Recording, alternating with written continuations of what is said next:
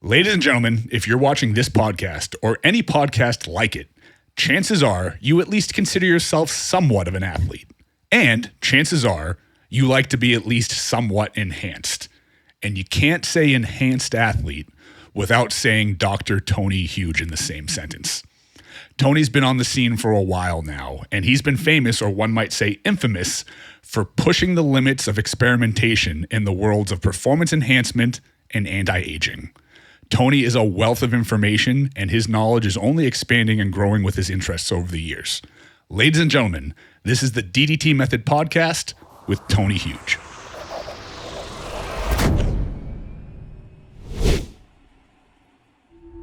Ladies and gentlemen, welcome back to the DDT Method podcast. Today, we have an incredibly special episode for you. If you've been paying attention to fitness in the YouTube or social media space for the past couple years, and if you're remotely interested in performance enhancement, there's no way you don't know who this guy is. Ladies and gentlemen, today I bring you Dr. Tony Huge.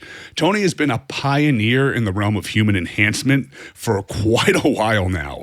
And that's why I say if you pay attention to fitness and particularly PED information on the internet, chances are you're familiar with him. But today we're going to deep dive and we're going to go into not only what brought Tony to the game, but how has his viewpoint evolved over the years and what's he into now? Because this is a guy that's been on the cutting edge for years. But before we dive into what's going on right now, Tony, thank you for being here. If you can just give us a little bit of background on yourself for those of us watching that might not be familiar with you, what brought you to the game and how has your viewpoint changed over the years? Hey, Drew. Well, if you mean like the game of bodybuilding and, the journey of becoming superhuman, physically and mentally, these type of things, then it was an obsession with building muscle and building my physique at a very young age, 14 or possibly earlier. And using every natural supplement that was out there until I was 30, I started steroids. In between, though, I became a lawyer. I still maintained my hobby of natural bodybuilding, and I was an advocate for naturalness in every way. I would experiment with supplements heavily and research biohacking, but it was all within the confines of what's available in the mainstream. It wasn't until I had some very big epiphanies that changed the way I think about chemistry. And then I went the other direction, became an advocate in favor of chemistry and biochemical advancement. I retired as a lawyer, sold my law firm, made a lot of money, reinvested that money into underground research on biohacking. And because I wanted to be an advocate for the chemistry, I took it upon myself to research and experiment in ways that most people would say is extremely dangerous. But it was my sacrifice for the knowledge. And at the time, there was only Boston Lloyd and Rich Piana that were publicly talking about performance enhancing chemistry, open and honest. And I just didn't think that they were they were reaching the amount of people that needed to be reached with the message of the wonderful world of chemical enhancement. So me as a lawyer and having that look and style that could reach a more intellectual crowd, a more mainstream crowd, a crowd that was more risk averse because Boston was reckless, Rich Piana was intimidating. And I thought I could teach people about chemistry through experimenting on myself and documenting it on YouTube as my own test subject. So I did, very extreme experimentation on myself, which led to me being a conduit for thousands of other underground researchers and enthusiasts to pass information and experiments through me and have me experiment on them. So I started experimenting on large amounts of people with research chemicals and getting data that, which is like the amount of data on the amount of compounds that I was getting, put me as a world leader as far as experimental chemistry for human enhancement. Excellent, excellent. Now, over the years, you've done a variety of different projects, and some of these have been labeled extreme, as you said, such as like the mass blast and all these experiments that got a ton of notoriety and a lot of talk circulating on YouTube and social media circles. And then over the past few years, I've noticed you getting more into cognitive enhancement, into some spirituality type practices, and into a lot of stuff that can be generally labeled as more biohacking and longevity. Was there a certain point where you kind of made the switch? Maybe it was a change in your goals, or was it just the natural evolution of expanding and wanting to perfect everything? Both of those. My personal, it's both, because personally I'm getting older, and I always knew, of course, my priorities are going to change. I knew that, at 60 years old, I'm not going to be as obsessed with being so big. I'm probably going to care more about health and mobility and flexibility and health, and living longer and looking better.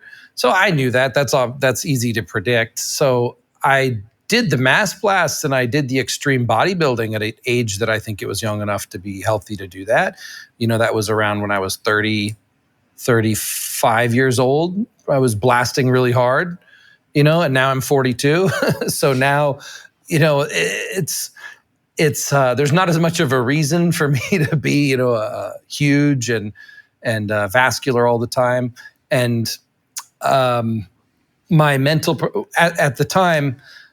So let me go back to, originally I had an amazing physique, but it was natural and it took a lot of work to maintain it. And so I never wanted to be a mass monster. I wanted to have that amazing physique that I could have when I was natural if I was training 7 days a week and my diet was flawless, but I wanted to have it all the time and only have to train 2 days per week and not have to diet. And so I have achieved that. Right now I can have this physique at, 8% body fat all year round, and look like people think I'm a competitive bodybuilder everywhere I go, but I only train twice a week. And I don't diet at all. And so that was my goal, build a low maintenance physique that looks awesome.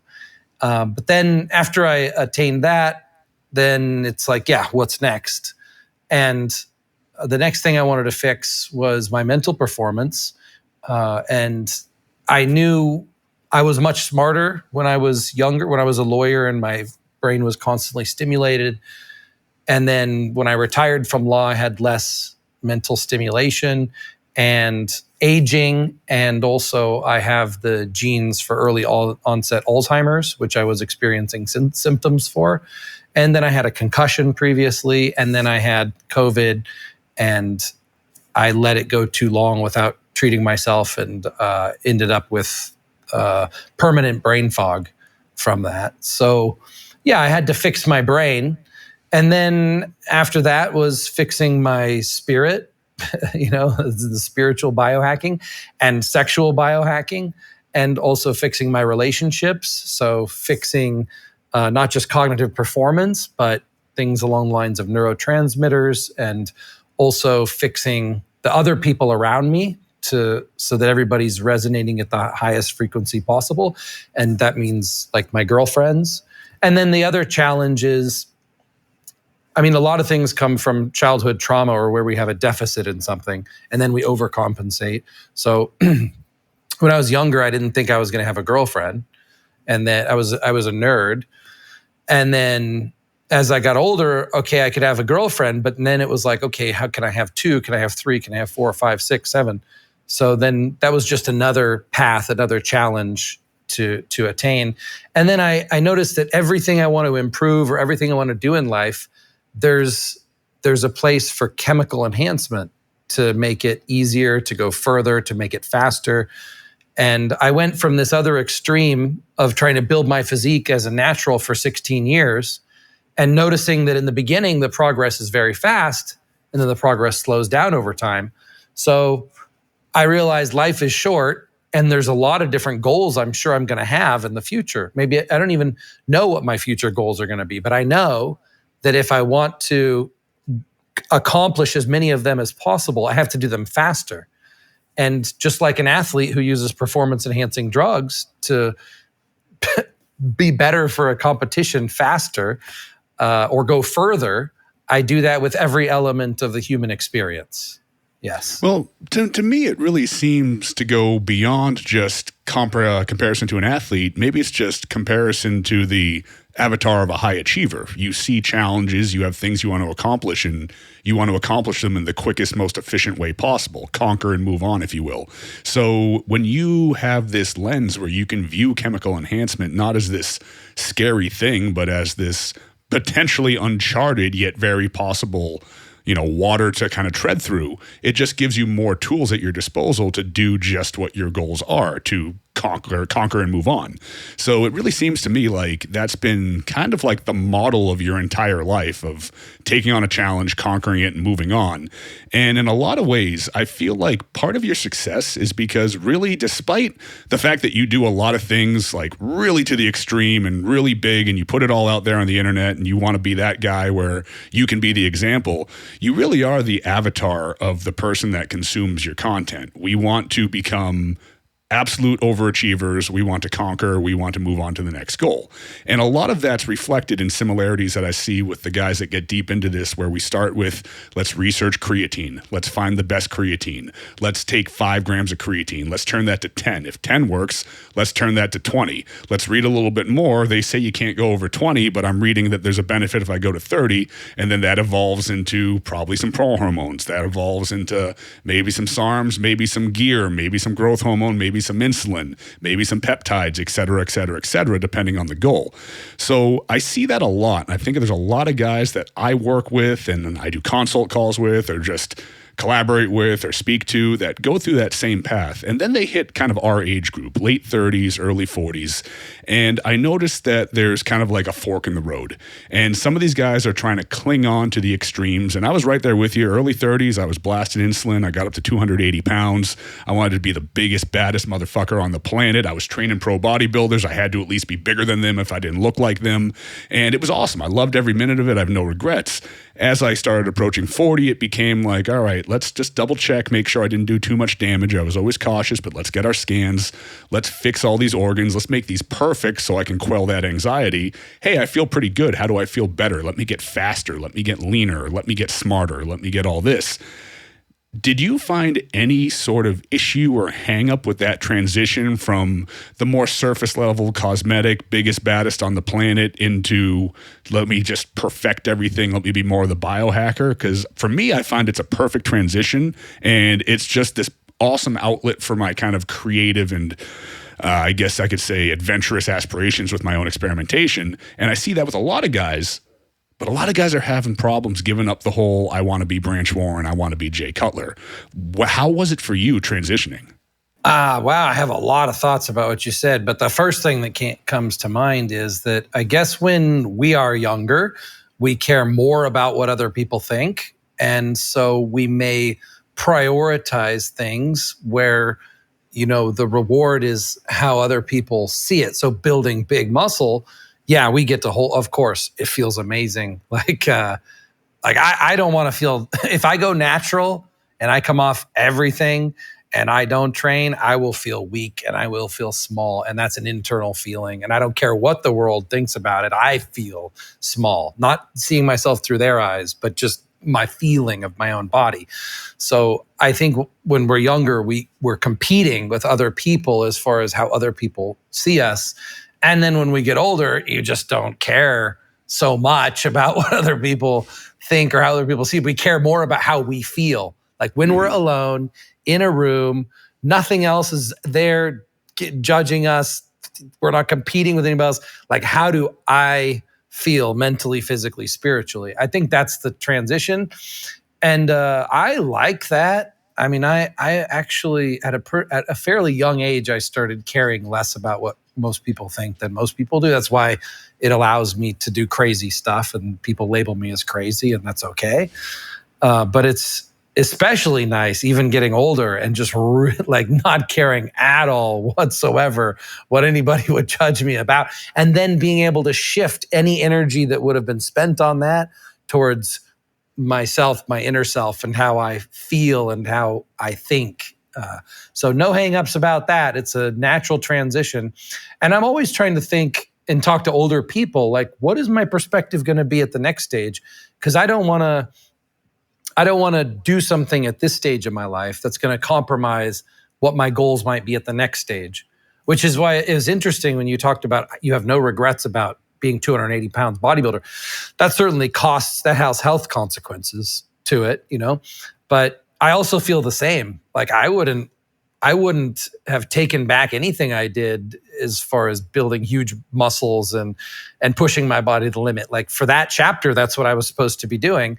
And luckily with the chemistry now, we can reverse that damage, So it's it's an amazing time to live that we could push our bodies so far and get, so huge and put our bodies under so much stress with weights, with lifestyle, with chemistry, and then repair the damage and not have to pay for it later because now we have even more chemistry coming out for anti-aging and for health and everything else like that.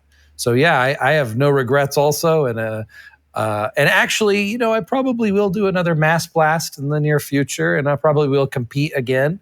I don't know for you, you gonna push it? You gonna do? How old are you again? I'm 40. Okay, so 40. So you're gonna do another like hard push in the future and see what, like, let's say 45 or 50. Like, can you imagine yourself saying, "All right, I'm just gonna take a little window of time and just push myself to the absolute limit again physically"? Right? Might do a second wind, right? So the way that I look at it now is approaching things in the future.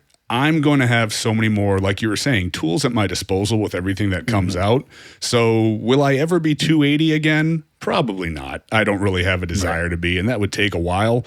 But to say I'll never push on, 20 pounds of lean tissue again, I wouldn't write that off because I know how to do things better now than I did 5 or 10 years ago. And I can leverage different things, and I know how to put the synergy together with different objects and different chemicals to do it in a way that I feel would be safer. Now, will it still be a calculated risk?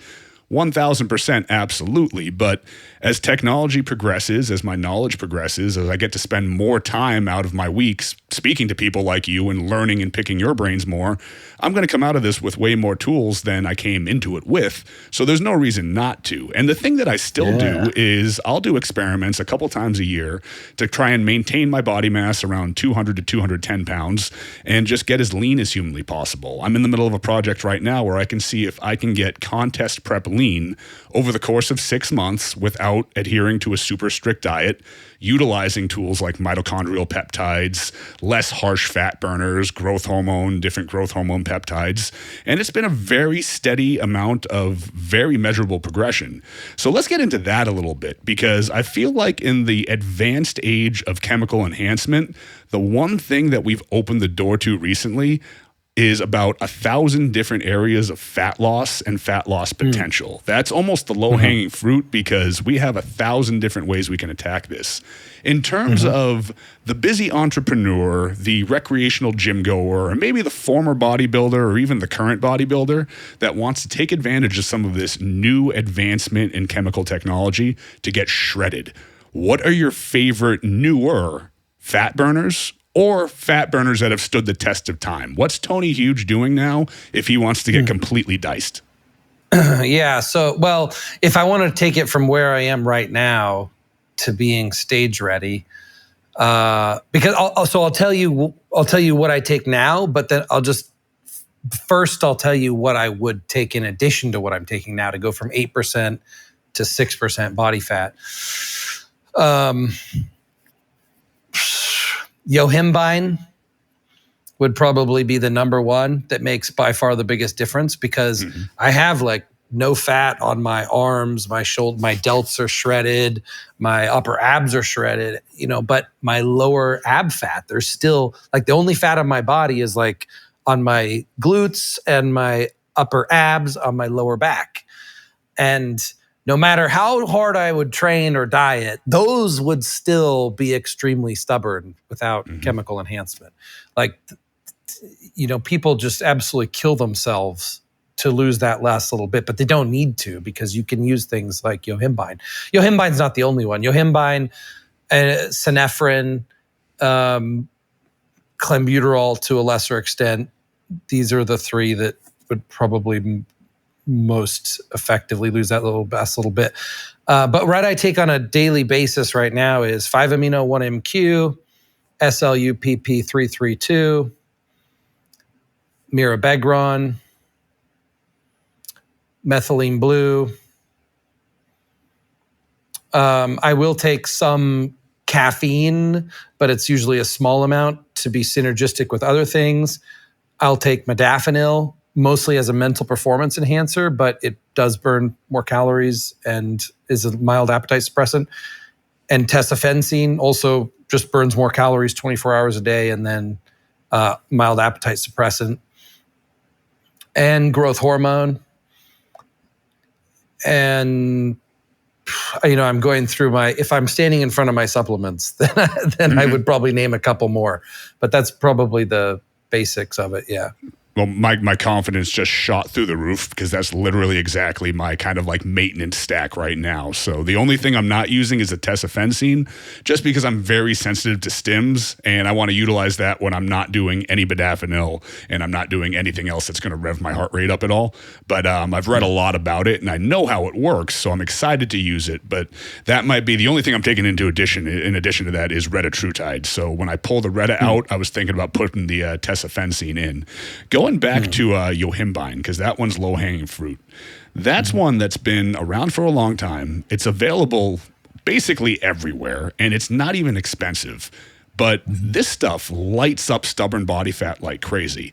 The only misunderstanding on it that seems to be universal is the dosage. So how much do you run, and like when do you run it? Because I know it's very time-specific too. Yeah, so I'm not taking it right now because I'm not trying to get to 8 to 6% body fat. But if I was, I would just start with a very low dosage. We're talking like 2 milligrams. And then I would step it up very slowly after that because I am extremely sensitive to it. I notice also with people that I've assisted with this, the sensitivity is very different from person to person. And when someone has a bad experience on it, then they never want to take it again. And I really try to avoid that. So even if a capsule's even 2.5 milligrams, it's like the first time, take half a capsule, 1.25 milligrams, very low dosage, and then go up from there. The old Lyle McDonald's Stubborn Body Fat book or whatever that I read when I was much younger had dosages of up to 20 milligrams before cardio. And I was experimenting with that when I was younger also, decades ago.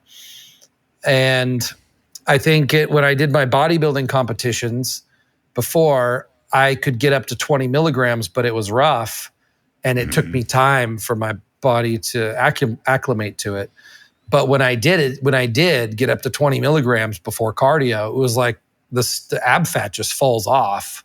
So the main thing is like, I just get nervous of people. I want people to love the chemistry. I want people to have a wonderful experience with it. I get nervous about yohimbine because it's so easy. If you take too much, then you have almost like a panic attack. You're just drenched in sweat. You start shaking. It's a miserable feeling. And then taking yohimbine before a weights workout, before lifting weights, is miserable because it just messes with the blood pressure. You feel dizzy and weak. But before cardio, it can feel euphoric. Exactly. So, get up to 2.5 milligrams, then 5 milligrams. And it all depends on how fast we want to lose that stubborn fat. One of my friends was the most shredded guy in the world, and he would take yohimbine twice a day. He'd take it before bed. It's interesting, right? And he would take it before cardio. And he would always try to get his dosages up as well. So, he'd get up to 10 milligrams before bed, 10 milligrams before cardio. Yeah.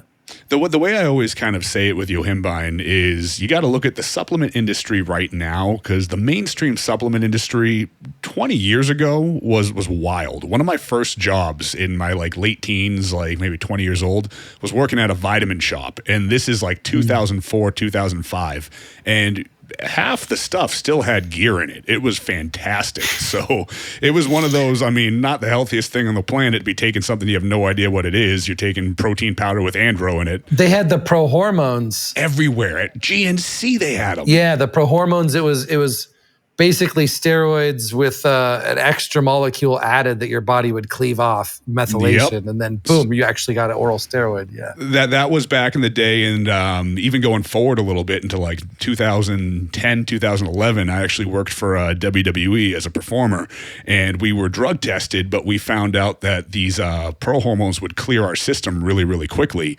and we would be running down to the store to get, the latest trend pill, and we'd wait till 5 p.m. when we were done training for the day because we knew we weren't going to get surprise drug tested, take a handful of trend pills and super draw and go train for 2 hours, then run back. And it's like, wow, that was probably really, really dumb if you look back at what our kidney numbers probably look like and our livers and everything. But, you learn to make do. But it was wild back then. Now, not so much. Now, the mainstream supplement industry, despite all the major advancements from reputable places online and all the research we have out there, you can't really go into a GNC or a vitamin shop and get anything that's really worth a damn. And it's even hard to go into your mom and pop brick and mortar locations to get anything because that industry is just so regulated.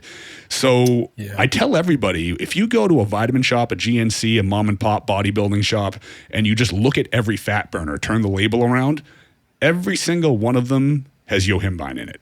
And there's a reason for that. It's one of the few ingredients that's still mainstream available that freaking works really, really well. So why not just go straight to the source and get yohimbine and utilize it to the best of its ability, not pixie dusting it into different supplements and then claiming that it's the synergy of a bunch of other stuff that's not doing anything.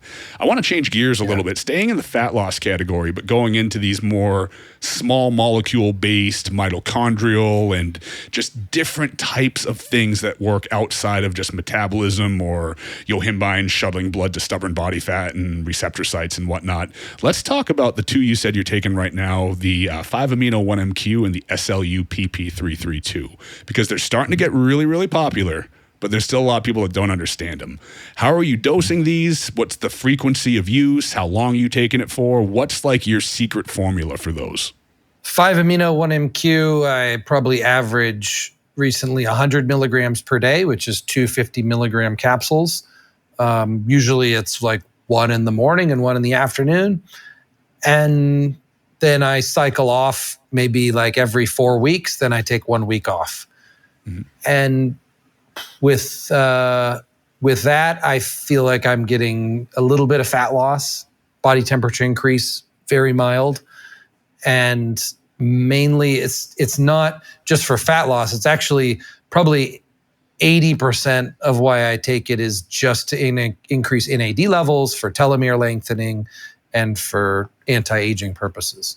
And cellular energy. I just figure also from a spiritual biohacking perspective, I feel like if we're increasing our cellular energy in every cell in our body, then that energy as a whole is just a more powerful battery.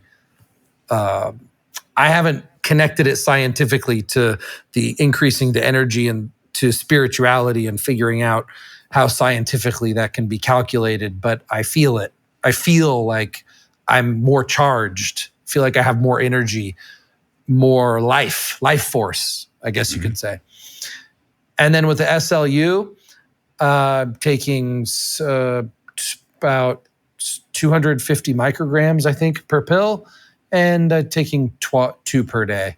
And it's a very low dosage, but again, I'm not trying to go from 8% to 6% body fat right now. I'm just trying to maintain my health and charge my cellular energy. And so it's part of a greater stack. But as a result of taking this and the other things, I stay shredded all the time. And I go to the gym and I look in the mirror and I flex and I'm like, oh my God, and everybody asks me, like, you preparing for a competition?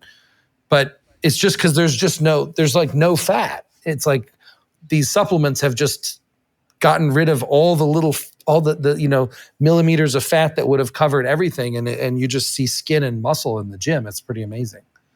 And the thing is, you're doing this with these maintenance doses right now. So it's one of those things where we kind of get caught up because we've been in this world for so long of, when I want to get shredded, I'm going to do this, this, and this. Right now, I'm doing this maintenance thing to stay, pretty damn lean. That to everybody else is fucking shredded. So it's a testament to not only the individual supplements, but the intelligent design being used to put them together, because there's synergy to all this. Because when you're going through these, and I know this because it's the same reason I pieced them together, we're seeing growth hormone for an increase in hormone-sensitive lipase. We're looking at mirabegron, which is working similar to a clenbuterol, but with minimal, if any, real stimulant effect. You're getting your dopamine from tesofensine, which is also driving loss of body fat, and it's dropping hunger levels. You're looking at the cellular health and the NAD levels, and that's actually increasing like substrate utilization in the cells, SLU speeding up how they work. So it's one of those things where, and I'm going to kind of call you out on it because it's a cool thing to call you out for, because I do this myself all the time too. It's like, oh, I'm just doing this. And it's like, well, wait a minute, that's kind of a brilliant protocol, and it's commonplace for us, but we understand how these things work. So anybody that's watching this or listening, if you're on Spotify or Apple Podcast or any other platforms, write this stuff down and then do some reading later. And you'll realize, if you look at mechanisms of action, this isn't just Tony Huge saying, I'm taking these 10 fat burners because they're all awesome. It's Tony saying, I'm taking small doses of these different things that work in different ways that go hand in hand. That end result, you heard him say, he doesn't have to train his ass off. He doesn't have to diet his ass off. And he just leverages these intelligent things and stays in amazing shape. And there'll be somebody in the comments being like, oh, you're blowing smoke. You're just kissing your guest's ass. You're already here. You're already on the podcast. If I was going to kiss your ass, it would have been before you agreed to come here. So no reason to do that. And then also, if you don't fucking believe me, Google it, read about it, and it will literally spell it out why this is a great idea. And you guys can do this too if you piece it together like this. Tony, let's switch gears to the people that want to still put on that crazy size, but let's not go in terms of like, holy shit, mass blast. Let's stay in our demographic. And even if it's the guys and girls that are younger than us, maybe they're more interested in the safer use protocol, so they don't want to go insane with it. What are some of the most cutting-edge techniques to putting on lean tissue as opposed to just getting shredded? Well, the basics still stand, getting your calories and your protein in and training hard. And sometimes I forget that, because I actually experiment a lot with chemistry to see what lifestyle things I can avoid and replace with chemistry. For example, I've done transformations on people who just don't want to go to the gym. Okay, then we put a whole supplement stack together and they get lean. They lose fat as if they went to the gym. And he would have thought they spent hours in the gym, but they didn't even go to the gym. So for building muscle, though, I just have to point out that I still see most people making the problem of not lifting hard enough and not eating frequently enough. And we've met so many bodybuilders, and we've been bodybuilders. We know how important it is. But who really drove it home for me was Craig Goliath. Hanging out with Craig Goliath, who was once the world's biggest bodybuilder, but not professional bodybuilder, just recreational bodybuilder. But I spent a lot of time with him, and I noticed that he doesn't take much gear. Of course, he has good genetics, but he was eating very frequently. So if we want to use the chemistry, we want to make sure that the person doesn't go to build muscle. We want to make sure they don't ever go catabolic. We don't ever want them to lose muscle, because a pound of muscle lost is just as much of that's the opposite of a pound of muscle gain. It's a step backwards. And so most people who are building muscle, they're building muscle, they're losing muscle. They're building muscle, they're losing muscle. And in the end, they have the same amount of muscle. So you be using chemistry to prevent going catabolic at all times. Be on something androgenic or growth hormone based. A SARM could also be androgenic and less impactful, less risks. So usually I'm helping people with something like health is a big concern now. It didn't used to be. It used to be everybody is like, I want to get big no matter what, mass blast. Now most people are like, oh, I don't want to lose my fertility. Oh, I'm concerned about my hair. So now it's about building protocols around, people's risk tolerance, and people have a much lower risk tolerance now after all the bodybuilding deaths and after all the scary media about steroids. They're so scary, So steroids are not bad, if you use them responsibly. Steroids are awesome still, but there's also SARMs, and I'm a big advocate of SARMs, and that's going to get a lot of hate in the comments. There's a lot of hate against SARMs by a lot of the steroid users or natural people who are risk averse. But we use a lot of SARMs, and I developed what I call the Natural Plus protocol. Connor Murphy is the perfect poster boy for Natural Plus because it fits within his values. He's concerned about health first. He never wants to have to inject testosterone. He never wants to lose his fertility or be suppressed. So he's willing to take compounds that build muscle that have no side effects. So he goes with SARMs and peptides, and he has no side effects according to his lab work. So it's all about risk tolerance and amount of speed that we need or how much time we have to build muscle. But the main Tony Huge approach methodology, like what I think I changed as far as everybody's perspective, and I hope it's going to continue to stick, is to take a multi-pathway approach. So before I came onto the scene, it was mostly all about blasting the androgen receptor with steroids, and there was a lot less growth hormone use. There was very little insulin use, except for top bodybuilders. And I know I'm going to get a lot of hate for this, also negative comments, but I really advocated the use of insulin. I said, why are pro bodybuilders waiting until they're 250 pounds? Now they're going to add in insulin, until they have like a big pro show, and now they're going to add in insulin because they can't get any further without it, at the pro level. So if they just add it in earlier and they learn how to use it, it's not actually dangerous as long as used correctly. So I think one of the biggest differences in how I approach things is I use a lot of SARMs for me and other people I experiment on. And I use insulin very early. I use growth hormone very early.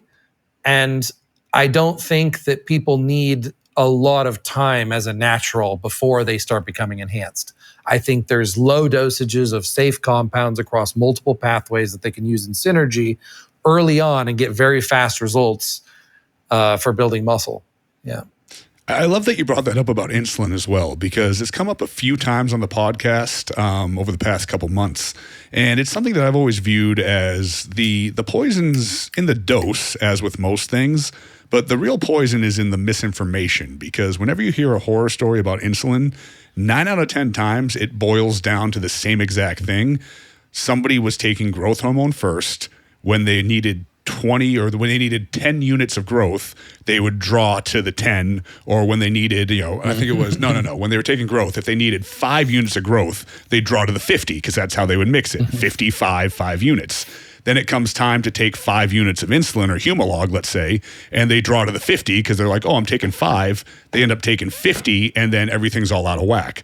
Outside of that misunderstanding as far as actually dosing it, I feel like with a little bit of basic information, it's not only one of the safest things on the planet, but the most effective. I still use it as a pre-workout if it's not in my protocol. I might just have a high carb day, grab a pen of Humalog out of the fridge, and just take 10 units with some carbs pre-workout if I want to go get a gnarly pump.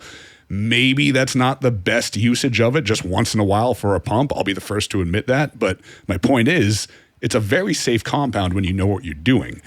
If you're going to be speaking to a bodybuilder, let's say they have a good amount of size, they're kind of intermediate, not quite advanced, and they're a good candidate for insulin, how do you introduce that? Do you go with a Lantus? Do you go with a Humalog, pre-workout, post-workout? What's the best introductory way to add insulin to a protocol?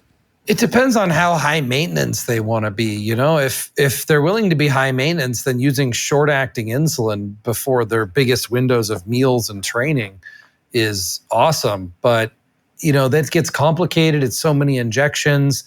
I've just noticed a lot more adherence to protocols and a lot safer usage with Lantus. Mm-hmm. Yeah. So I used to be against Lantus before I experimented enough heavily with it. I used to think that, if you're on insulin all the time, you're going to lose insulin sensitivity. Well, yeah, that is true. That is a factor. But then I have them take Slin pills. That's an Enhanced Labs product. Take Slin pills, keeps their insulin sensitivity good, and then we kind of cycle between it. So some days of Lantus and keeping the dosage fairly low, unless they can eat enough to keep up with it. Like I don't see the huge benefit in taking a lot of insulin unless we're also taking the calories that match.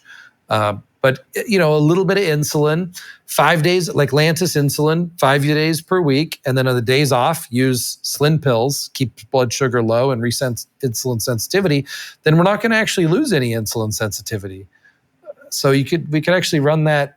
And it's super easy. It's one little shot per day. But also, a lot of people have already lost some amount of insulin sensitivity just from eating so many carbs. Mm-hmm. And when you have more muscle, you need more carbs.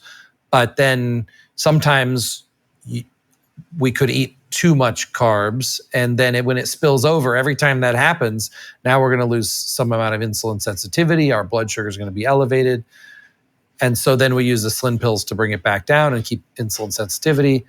And sometimes, like when I'd use the pathway approach, so all the different pathways to muscle growth, insulin pathway is one of them. We can take insulin or we can increase insulin sensitivity, or better, take insulin and increase insulin sensitivity. So most people out there probably, I'm trying to think of how to explain it. If most people out there need to first reset their insulin sensitivity and then add the insulin on top. So it's like the first few weeks is just increase insulin sensitivity, use Slin pills, incorporate intermittent fasting, shift from more carbs to more protein. And then when they get the insulin sensitivity, then add in the insulin and then cycle the insulin with Slin pills. And then they can do that forever and never lose their insulin sensitivity.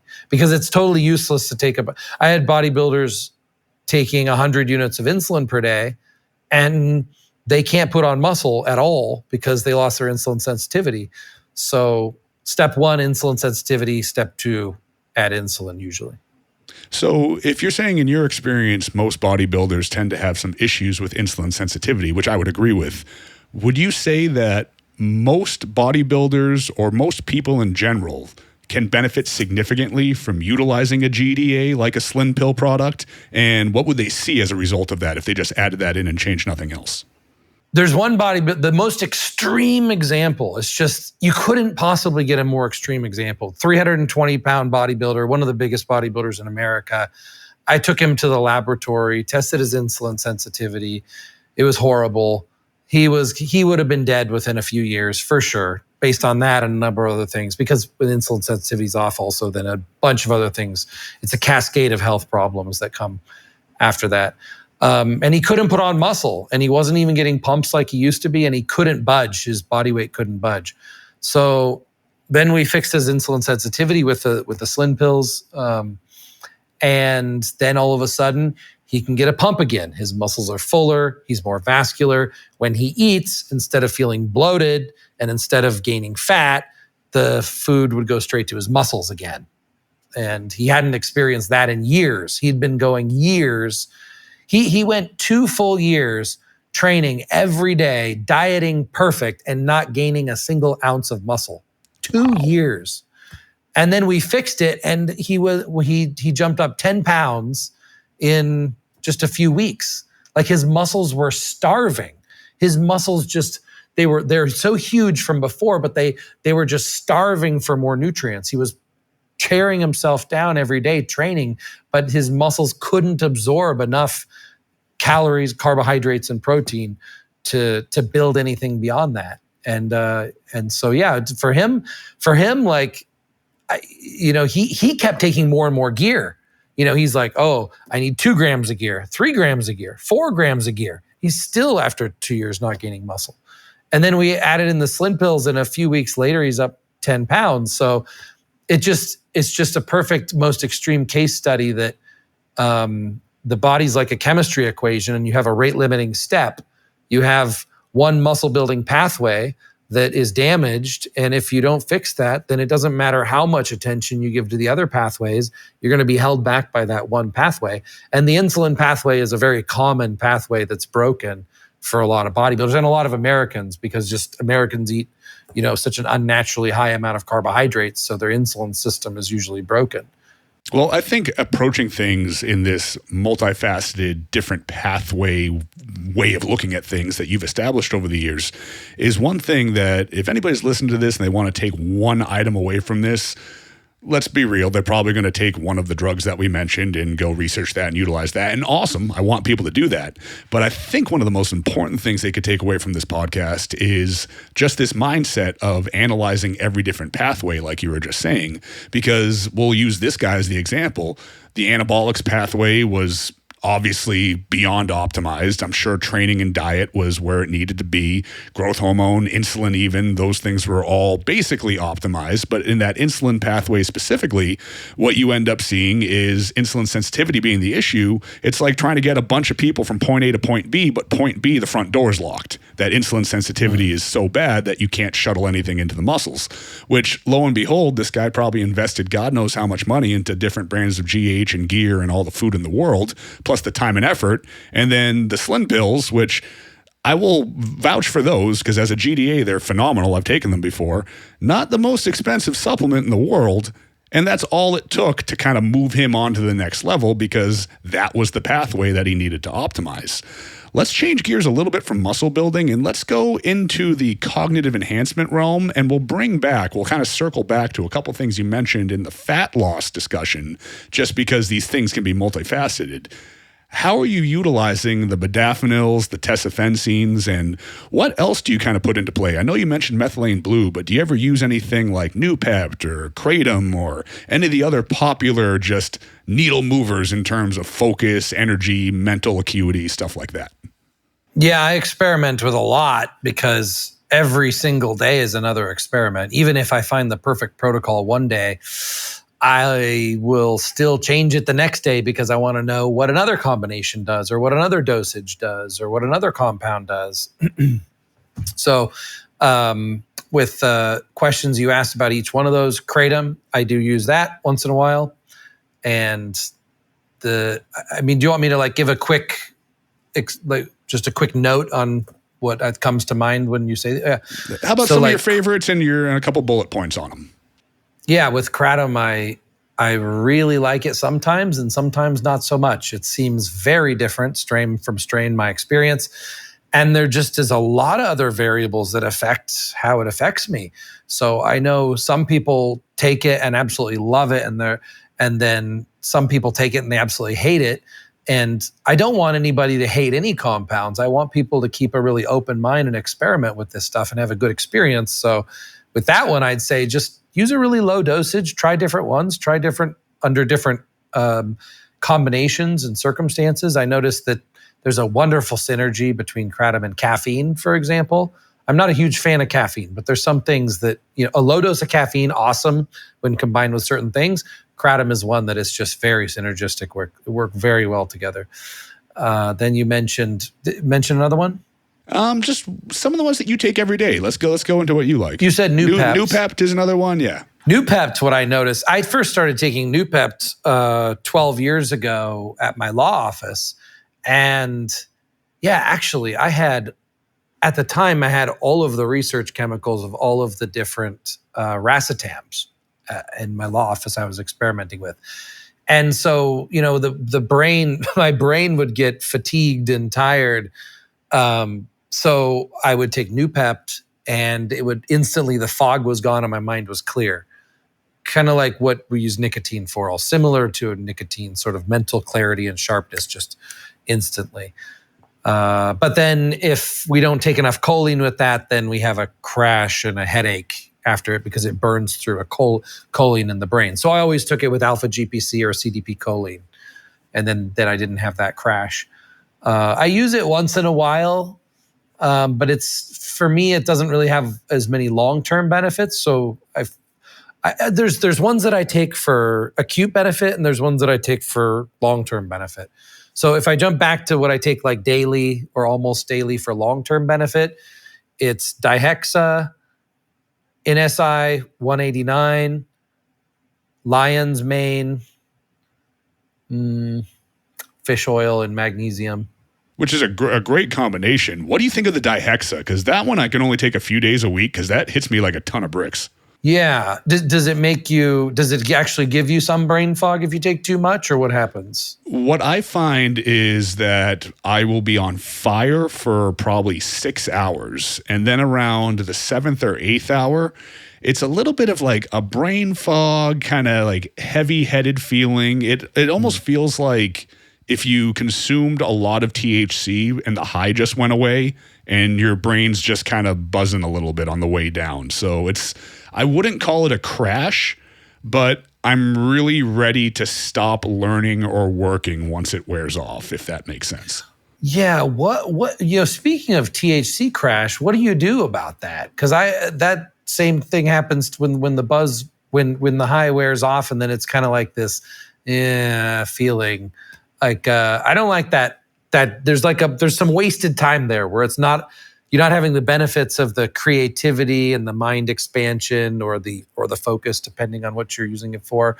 And it's also not like relaxing, like want to go to sleep so much. It's kind of like blah. Is there any remedy for that? There is, that worked phenomenally well for me, and I wish I could just give you a cool chemical to take with it, but it's the most like hippie woo-woo crap ever, but there's a lot of neuroscience involved in it, and it's very setting specific. So I find that with THC, as it's about to kind of wind down, after the initial effects are wearing off, if it's still daytime and I'm still trying to be productive, if I can get myself in direct sunlight for about 20 minutes and just get outside, maybe touch some grass, but the biggest thing is the sunlight, that setting kind of interacts with melatonin production, the dysregulation that might be occurring from different signals in your brain and whatnot. And it basically kind of ameliorates that effect, and it kind of fades away, and you almost fade back to normal. Like, it doesn't really completely crush it. You'll still definitely be able to tell that you smoked earlier that day or took an edible or took a capsule, whatever it might be. But I kept reaching the problem that I would have kind of a day off, which is rare for me, but I would want to smoke or take an edible at maybe like 11, 12, like midday. And around 4 o'clock, as it started to really wear off, I would just start, I'm useless. I don't want to do anything. If I could go out, especially as the sun began to set, when the UV rays aren't the most extreme, and just get that massive immersion of red light, it just knocked that groggy feeling away, and it just returned to a regular evening. I could go do some more work, or at the very least, I wasn't totally useless. And I learned that from Jake Benson, who's the owner of the company Better Through Biology, and he's a brilliant performance coach, works with a lot of UFC athletes and just different mixed martial artists across the world, bodybuilders, really everything. And I did a mentorship with him, and he's brilliant on neurochemistry. And I was explaining to him that, sometimes I would use an indica, sometimes I would use a sativa, and I think I don't react to this strain very well, but that one. And he was basically like, man, the strains are very individualistic to the person. That's really a lot of like weed bro science. It's your settings. It's what's your brain's perceiving. Like, if you're taking something in a cold, dark room and you're chilling out and you're maybe a little worried about something, you might get tired and paranoid. If you're outside and the sun's shining and you're feeling vibrant, you're going to get more creative. So different things like that I started to experiment with and embrace, and that made a huge difference, which kind of brings us back to the concept of synergy. So the sun and grounding and stuff like that, it might not be as extreme an effect as injecting a drug or a peptide, but there's physiological changes going on when you do that. And you're pairing that with the THC, you're pairing that with peripheral perception and all those types of things. And it's a game changer. I utilize a lot of red light therapy. I haven't tried it for that reason, but it's something I've been meaning to do, because I utilize red light therapy if I'm using a combo of methylene blue and psilocybin, which I absolutely love for creative process, because the psilocybin and the methylene blue have this kind of reaction, because the psilocybin is very reparative and restorative to the brain, whereas methylene blue is very oxygenating to the brain, so they feed off of each other. And then methylene blue increases the absorption of red light, and then red light is also invigorating early in the day. So I'm in this stage now where I'm trying to pair chemicals with different tech. I have everything from the red light panels to grounding mats to Lakhovsky coils to all this Tesla technology. And when you speak about like optimizing cellular resonance, that's where all that stuff comes into play. So it gets absolutely wild. Wow. Oh, we're gonna have a lot of stuff to talk about afterwards. That's awesome. That's a red light. Oh, dude, absolutely. That behind me right there is actual red light therapy light too, not nice. just a red light. Dude, I got incandescent bulbs up here for when I'm working. I got red light bulbs. I got a red light panel behind the camera. I got a giant one and a Juve light panel over there. So it's, I deep dive into all this, man. So it's like, I can send you some links that'll blow your mind, like as far as the Lakhovsky stuff. Yeah, I want to know. Okay, one device that was a game changer for me recently was the vaporizer for weed. Oh, yep. You know? Yep. So do you have the one that fills up the balloon, or? It's a handheld version.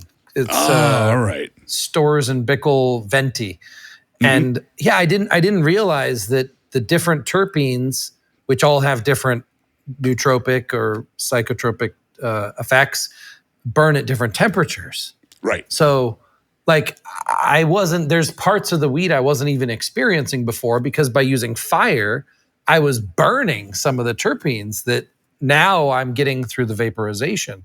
So it's just it's like opened up this whole new world. Now I'm experimenting with different temperatures, with different strains and different effects and combinations. Yeah. That stuff goes wild, man. There's so many different ways to approach it. I remember the first time I experimented with making my own edibles. I got one of those magic butter makers that were popular back in the day. And this is when I was still working at MI40. And Trevor, my business partner now, who does all the editing here, he was doing all the work for Ben's social media and whatnot. And we've since told Ben about this. But one night we were getting off at like 5 or 6 o'clock. Like I finished my last client. Trevor finishes work for the day. And I had been messing around with the magic butter maker. And I tried to make a blend of grass-fed butter and MCT oil and I used probably like a half pound of flour to make this concoction. So I was like, I think I have this set to 50 milligrams of THC. So I gave him one and I took one as we were leaving. And the whole idea was, all right, we'll get home, in an hour. Like I'll shoot you a text. How's it going? We'll experiment with it. And it should kick in for both of us by like 7 or 8 o'clock at night, go to sleep, get up the next morning, meet each other at work and case study. How was the batch? How do we change it? I went home and nothing. And I texted him. I'm like, you feeling anything? He's like, nothing. I'm like, did I kill this whole half pound of weed? Like, shit, there's nothing's happened, whatever. So, okay, 10 o'clock, 11 o'clock, went to bed. My alarm went off at 5, had to get up for a client. I sat up out of bed and I was more stoned than I've ever been in my entire life. And it lasted 12 hours. I had to make it through an entire workday, like 10 clients plus, and I couldn't feel my arms the entire time. At around 9 a.m. that morning, Trevor walks in the front door with this. He just looks like he can barely stand up. And I was like, did that just kick in for you? He went, yup. And it was a wild day. So just a brief example of how different preparations, different ways of using this stuff can change the entire game. And that's a whole other world. So do you use it more to calm down or get away from work, or do you use it more to enhance the creativity aspect?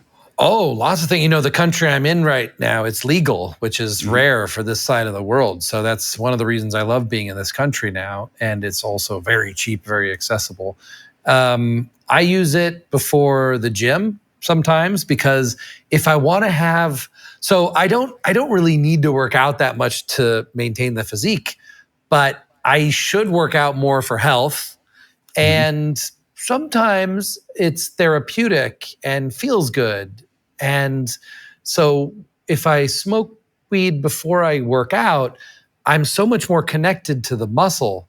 And when I work out, I'm like becoming one with the muscle. You can feel the different muscle fibers and like pushing past a pain threshold becomes euphoric instead of painful in a negative way, So it's for weight training sometimes and for relaxing at night, because it's very hard for my mind to slow down and calm down. My brain's just always thinking about multiple things at once. So it helps me focus and it helps expand my mind. It helps me shift perspectives.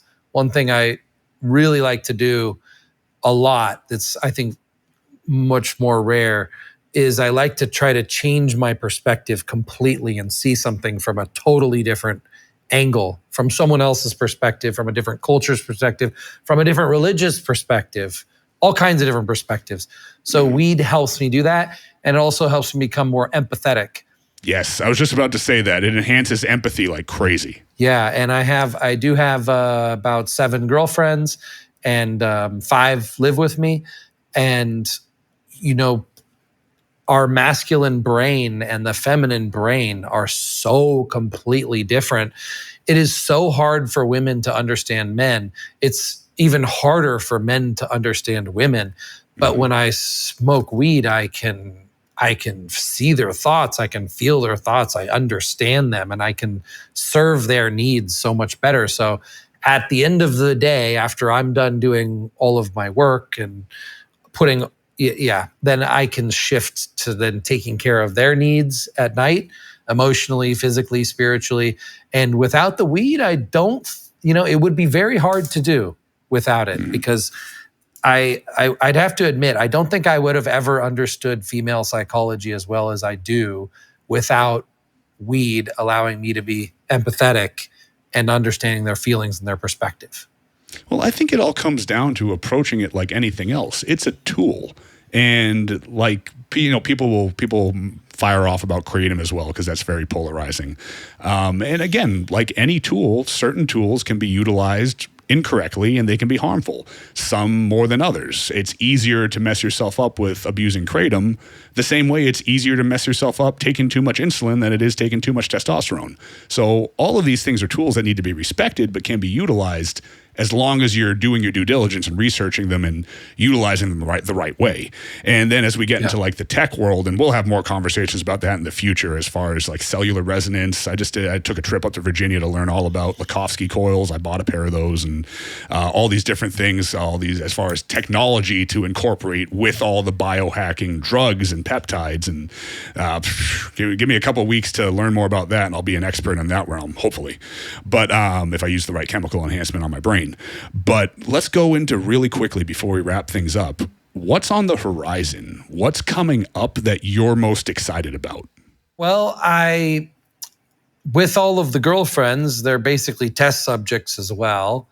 And consider it like as if I was a coach on biochemistry and psychology and life coaching all at the same time. I want to upgrade their brain. I want to upgrade their productivity. I want to upgrade their emotional intelligence. And so the most recent thing I did is I hired a coach to come to the house and give a seminar to all of them, which I recorded, which I will probably publish in the near future. And the goal of that seminar was to get them to ignite the spark in them to be interested in self-development more, because that's the wall I was hitting. I'm giving them supplements. I'm bringing them to the gym. They're living my lifestyle. They're losing fat. They're building muscle. They're improving by every metric by living this lifestyle and taking these supplements. But they're doing it because of me, not as much because they want to for themselves. And so I'm like, how do I fix this at a fundamental psychological level for these? Because if I can do it with them, I can do it with anybody. Like, these are the most difficult test subjects ever. These are like women, first of all, in a third world country who just never even imagined like personal development as a priority. And so, yeah, I figure, because of these test subjects are the most challenging, that if I can experiment and figure out how to take them from this level by every metric to this level. But, it's kind of like it's worth developing this idea a little bit. And I haven't talked so much publicly about it, so it's good. I need to work through it in my brain here. But it's kind of like, if someone's born to a rich family, they're going to have a good education. They're going to understand money, and it's going to be easy for them to make money. They're already, whatever, if you want to think of it spiritually, they're already at that vibration. Or if you want to just think about like how when we're young, we're programmed by what we see, and then we just copy that as when we get older, whatever it is.